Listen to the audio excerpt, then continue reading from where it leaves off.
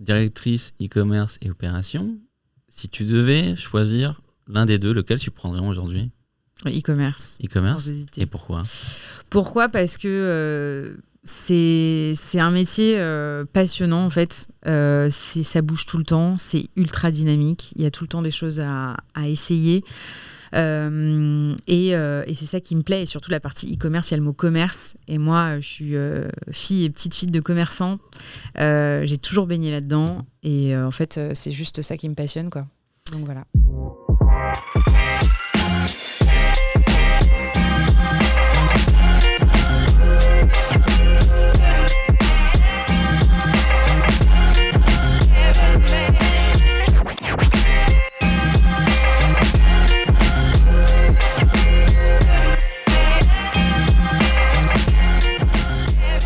Bonjour à tous et bienvenue sur notre podcast e-commerce légende, un podcast où on rencontre parfois des marques, parfois des partenaires, mais toujours autour du e-commerce. Je suis Didier de chez ShipUp et aujourd'hui j'ai l'immense privilège de recevoir Sarah Smatia, qui est ni plus ni moins que la directrice e-commerce et des opérations chez Bobo Chic Paris.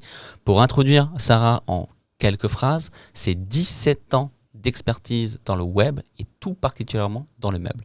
Tu as commencé tes classes chez Kafom Distribution, qui possède l'un des plus grands sites de meubles, qui est Vente Unique, où tu as été assistante chef de produit, là où tu as pu acquérir une expertise dans la gestion des stocks et des produits, qui est l'un des fondamentaux pour les sites e-commerce. Ensuite, tu as passé 10 années chez But, où tu as été responsable de la marketplace, où à mon avis, tu as vraiment dû t'éclater.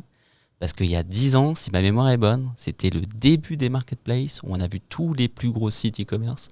Si on peut citer des Redoutes, en passant par des Fnac Darty ou encore des Nature et Découvertes, switcher de plus en plus sur un système de marketplace, tu as dû apprendre énormément de choses. Et aujourd'hui, depuis pratiquement 1 année et demie, tu as réussi à mettre toutes ces années d'expertise au service de la marque française, d'une référence qui devient de plus en plus grande, qui s'appelle Bobo Chic Paris. Est-ce que tu peux peut-être nous introduire Bobo Chic Paris et ensuite on parlera un petit peu de ton parcours ? Avec plaisir Didier. Alors Bobo Chic Paris, c'est quoi ? C'est une DNVB, donc une Digital Native Vertical Brand, spécialisée dans le mobilier et plus particulièrement dans le canapé, avec une patte marketing lifestyle. En fait, ce qui est complètement différent de nos concurrents potentiellement. On compte aujourd'hui près de 1 million de followers sur tous nos réseaux sociaux. Voilà, c'est ça Bobo Chic Paris aussi. C'est plus qu'une marque, c'est d'être engagé en fait auprès d'une communauté, une grande communauté Bobo Chic, du coup. Et justement, tu me tends une perche que je suis obligé de saisir. Il y a eu un énorme boom des DNVB, également dans le meuble il y a quelques années. Comment vous avez réussi, vous, à tirer votre épingle du jeu et aujourd'hui à être considérés presque comme des leaders dans ce domaine ? En fait, quand on est né en 2015, et en fait, on a compris une chose, c'est qu'à l'époque, en 2015, les grands sites de distribution de mobilier géraient très mal le contenu. Et donc, nous, quand on a commencé, on a tout misé sur le contenu avec des très belles vidéos, des très belles photos qui montraient le produit. Et notamment, en plus, quand on achète un canapé, on est obligé de se projeter, de voir le détail du produit, même d'imaginer le confort à travers les vidéos, puisqu'on ne peut pas s'asseoir dedans. Et donc, on a vraiment compris ça à l'époque. Donc, on a vraiment énormément investi là-dessus. Et ensuite, on a aussi investi, donc pareil, sur le contenu, mais lifestyle, où on a commencé un petit peu à poser nos plus beaux canapés un peu partout dans Paris, avec une forte, parce que je ne l'ai pas dit évidemment, mais on est une marque française. Et donc pour nous, Paris, la Tour Eiffel et les plus beaux monuments de Paris nous collent en fait à la peau et nous suit depuis 2015. Voilà comment on s'est vraiment différencié. Et aussi, on a vraiment pris le pouvoir, on va dire, sur les réseaux sociaux. Alors pas forcément que sur Instagram, puisque on a des marques qui ont plus de followers sur ce réseau social. Néanmoins, par exemple, sur TikTok, on a clairement pris le pouvoir là-dessus. On compte plus de 700 000 abonnés sur TikTok, ce qui est quand même assez conséquent pour une marque de meubles. Ouais, ok. Et est-ce que vous utilisez encore Pinterest ou Oui. pas? Oui, pour moi, on le sous-exploite encore Ouais. pas mal, mais c'est clairement une des priorités de 2024, enfin de fin 2023 et début 2024, de beaucoup plus s'exprimer sur Pinterest. On fait des ads, on fait des choses comme ça, mais je pense qu'on peut aller beaucoup plus loin encore sur Ouais, c'est Pinterest. sûr. De mémoire, Pinterest a été quand même les pionniers sur l'inspiration Clairement. de la décoration. Je crois qu'il y avait Ooze à l'époque qui avait Mm. switché là-dessus, c'est top. Mais je comprends totalement le fait de basculer sur TikTok. En fait, TikTok, enfin, même moi j'y suis et je suis une génération 86 et j'apprends plein de belles choses. Et je vois notamment des pubs de Bobo Chic et notamment de certaines influenceuses. Ouais. Je sais pas si tu les connais toutes, celles qui font de l'influence pour Bobo Chic, mais notamment une qui a grandi dans ma ville qui s'appelle Anne-Sophie Godet. Et Mm. qui fait des pubs pour Bobo Chic Paris sur Insta Oui, la particulièrement. famille Godet, on la connaît bien chez Bobo Chic, Ouais. puisque il y a même son frère Baptiste. avec voilà Jean-Baptiste qui potentiellement on fait énormément de partenariats avec eux. Voilà, on aime bien travailler avec eux. Ouais, c'est un peu l'élégance Bobo Chic, hein, j'ai l'impression. Exact. C'est ce que vous visez, le lifestyle élégant, français. C'est l'élégance à la française, c'est le lifestyle et c'est vrai que ce type d'influenceur nous correspond beaucoup. Ouais. Ok. Pour revenir un petit peu à ton poste qui est assez large, hein. Enfin, tu as quand même une partie e-commerce et opération. C'est quoi aujourd'hui? Je peux pas te demander ta journée ou ta semaine type parce que ça évolue tellement vite dans le e-commerce, mais est-ce que tu as des routines que tu mets en place qui permettent de mixer e-commerce et opération? Parce que c'est quand même assez large. Non, j'ai pas de routine, sincèrement, il y a aucune de mes semaines qui se ressemblent. C'est vrai que, en fait, e-commerce et opération, c'est toute la partie déjà achat, donc où je gère tous les chefs de produits et où je construis avec eux les gammes de demain. Au quotidien, donc ça passe par évidemment les rencontres fournisseurs, les salons, les négociations, les designs, etc. Ensuite, et ça me prend quand même pas mal de temps, puisque encore une fois, le fondamental d'un site e-commerce, c'est évidemment le produit. Il faut le bon produit au bon prix. Ensuite, ça va être un peu de magnifier le site et de toujours apporter des choses nouvelles chaque semaine. On a, c'est vrai, un UX quand même assez particulier chez Bobo Chic. On a un site très sobre, très clair, en mettant en avant vraiment tous nos plus beaux contenus partout dans nos pages. Donc c'est évidemment de le faire chaque semaine. Avec de l'animation commerciale, alors pas de promo, hein. Animation commerciale, c'est pas promotionnel puisqu'on est une marque et donc aujourd'hui on peut se dire qu'on n'a pas d'ADN prix pour le coup. Néanmoins, quand je dis ça, c'est raconter une histoire. En fait, nous, on veut raconter des histoires différentes chaque semaine à travers nos produits, à travers nos services, à travers nos modes de livraison et le dire aux clients le plus possible et sur tous les supports de communication possibles. Donc ça, c'est aussi une partie. Ensuite, c'est toute la partie logistique et expérience client. Logistique, c'est évidemment de bien manager et de challenger nos transporteurs, de veiller à ce que nos clients soient livrés en temps et en heure, en tout cas en respectant la promesse qu'on leur a donnée sur le site avec les équipes. C'est aussi de trouver des nouveaux moyens de stockage, de stocker nos produits pour les livrer plus rapidement sur une partie de nos produits. Également d'ouvrir de nouveaux pays. On a pratiquement toutes nos références qui sont fabriquées en Europe aujourd'hui. Mais on sait aussi que il y a le grand import qui peut être intéressant, notamment avec l'Inde qu'on a ouvert il n'y a pas si longtemps que ça, sur des bois plus spécifiques comme le manguier par exemple. Voilà, donc ça c'est toute la partie logistique. Et après la partie aussi qui me prend énormément de temps, c'est toute l'expérience client. Parce qu'aujourd'hui, on a grandi très très vite et il y a des briques, on va dire, qu'on a adressées au fur et à mesure. Et l'expérience client est venue là cette année. Parce que quand on est une marque de meubles, évidemment, on se doit d'avoir une expérience optimale de bout en bout. Ouais, c'est sûr. Et Voilà. puis, gros focus sur la livraison parce que si vous foirez une seule fois la livraison, à mon avis, aujourd'hui, la concurrence est à une portée de clic sur Internet. C'est ça. Et si votre livraison est ratée, et j'ai plein d'anecdotes chez ShipUp à raconter là-dessus, celle qui vient le plus fréquemment, c'est, tu vois, les salariés qui mentent à leur patron pour poser un jour de congé pour attendre la livraison qui est prévue et qui n'arrivera jamais. D'ailleurs, c'est pour ça que Romain Ogélin, quand il a fondé ShipUp, En 2016, il avait fait son stage chez Casper, c'est la success story à New York d'expédition de matelas. Oui. Il y avait énormément de gens qui montaient à leur patron pour attendre une livraison qui n'arrivait jamais. C'est pour ça qu'il a décidé de miser sur ShipUp. Voilà pour la petite histoire. Intéressant, je ne savais pas. Ouais, ça vient de là. C'était un data analyst et il récoltait toute la donnée des transporteurs et il se disait mais il y a peut-être quelque chose à faire pour prévoir les incidents et être proactif avec les clients en cas d'anomalie. Non, c'est clair. Bon, c'est clairement notre projet là de cette année et encore plus de 2024. Ouais, ok. Aujourd'hui, c'est quoi ce que vous avez mis en place concrètement sur votre site web pour faire ressentir cet ADN de Bobo Chic? Je vois sur certains sites e-commerce, par exemple, tu peux projeter en 3D, tu vois, les produits dans ton salon. Est-ce que c'est des choses qui sont dispo chez vous ou pas? Aujourd'hui, non. On ne le fait pas encore. Je pense qu'à terme, on le fera parce qu'on propose en plus énormément de produits modulables. Donc forcément, qui dit modulable doit s'adapter à l'agencement de sa pièce, etc. Et c'est vrai qu'on se rend compte que les clients ont besoin d'être accompagnés, aidés et rassurés pour voir si ça rentre en fait tout simplement dans leur séjour ou autre. Mais aujourd'hui, on ne s'est pas focalisé là-dessus. Encore une fois, on a attaqué le B2C il y a 2 ans et demi. Donc avant, on est une marque depuis 2015, mais on existait surtout en B2B. On est né avec le B2B. On vendait des camions complets de canapés, par exemple à But, voilà, dont je faisais partie. Comme ça que j'ai connu Bobo Chic, pour la petite histoire, pareil. Sébastien Réa était mon fournisseur. Donc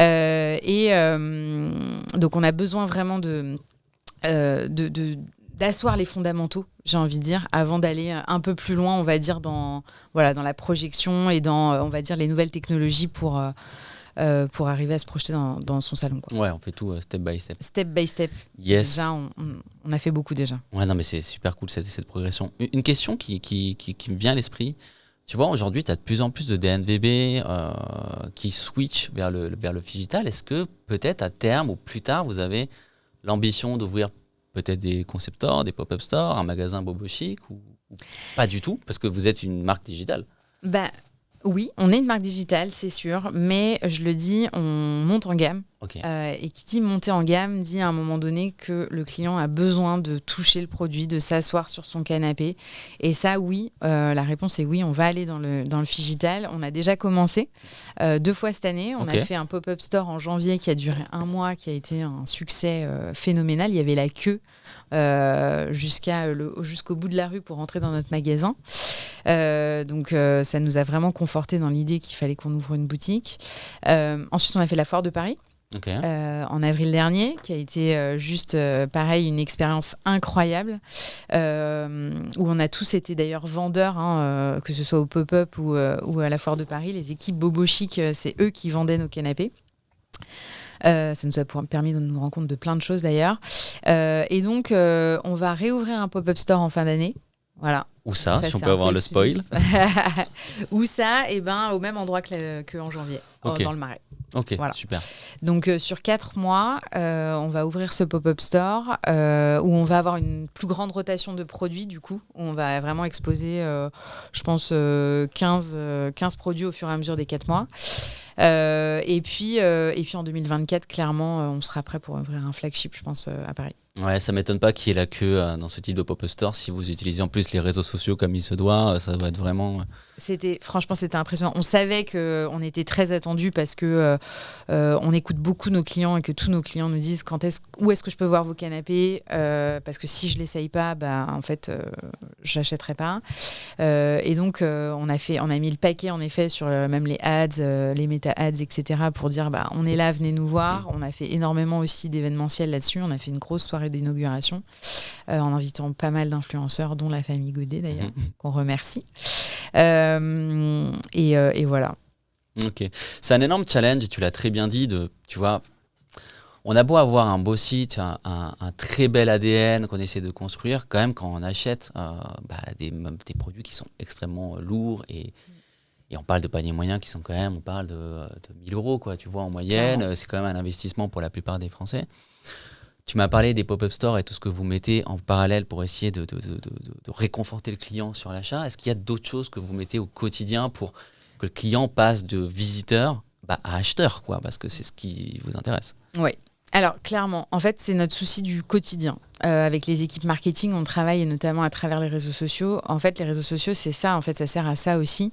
C'est évidemment pour montrer nos produits, mais surtout rentrer en communication et en permanence avec nos clients. Donc, voilà, on leur montre ce qu'on sait faire, on leur parle. On montre aussi comment vit l'entreprise. Et ça, on est une des seules DNVB, en tout cas dans le secteur du meuble, à le faire. On montre nos collaborateurs, on fait pas mal de live, au moins un minimum une fois par semaine, où on va montrer un petit peu en toute transparence en fait la vie de l'entreprise. Comment la dernière fois on était en Pologne, on a fait un live dans nos usines pour montrer comment on construisait un canapé. Ah, super intéressant. Ouais. C'est hyper intéressant parce qu'en fait, le consommateur ne sait pas ce qu'il y a à l'intérieur du canapé. Donc, on a montré nos usines pour rassurer, montrer qu'il y a de l'humain derrière la marque Bobo Chic.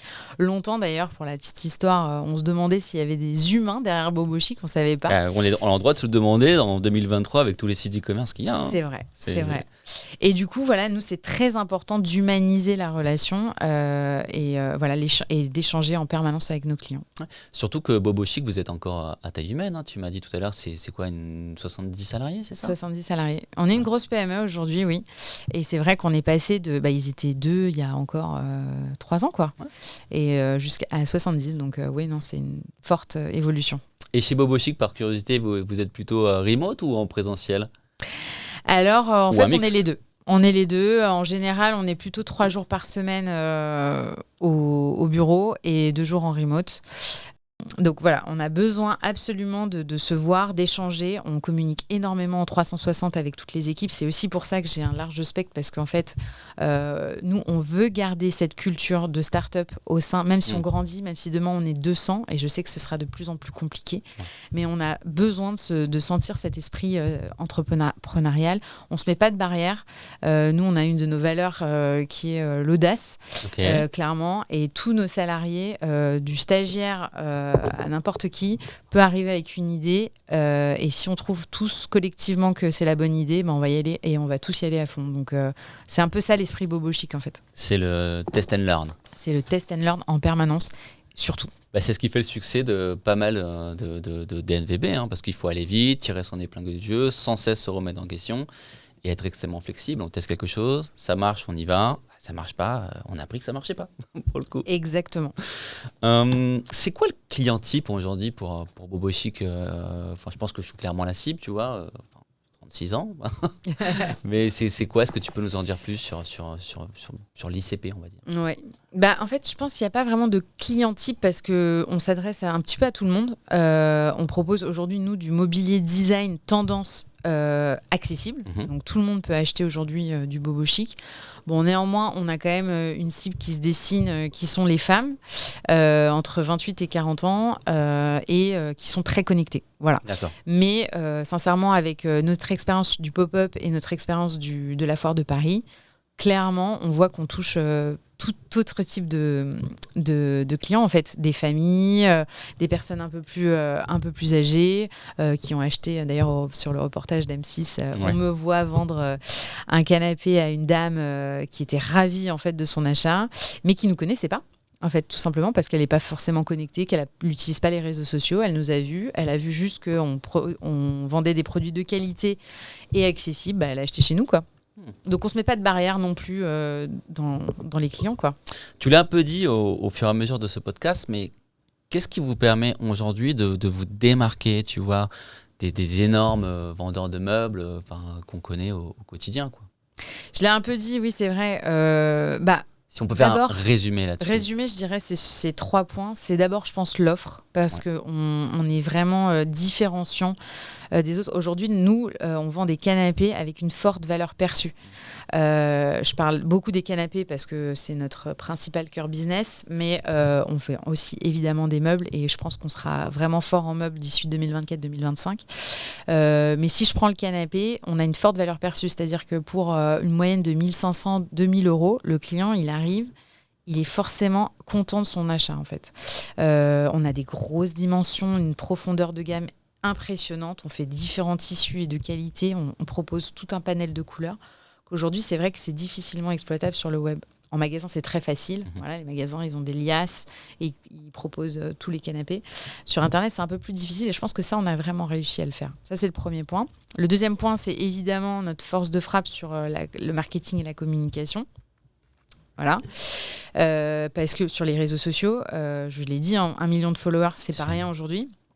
Et encore, je pense on est au début. On n'est peut-être pas au début sur Instagram et sur TikTok, mais par contre, sur Pinterest, on l'exploite très, très peu.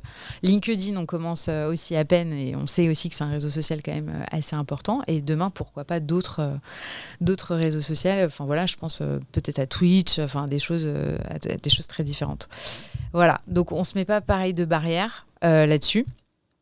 Et c'est toute la partie aussi lifestyle, évidemment. Le lifestyle sur nos contenus qu'on crée en permanence,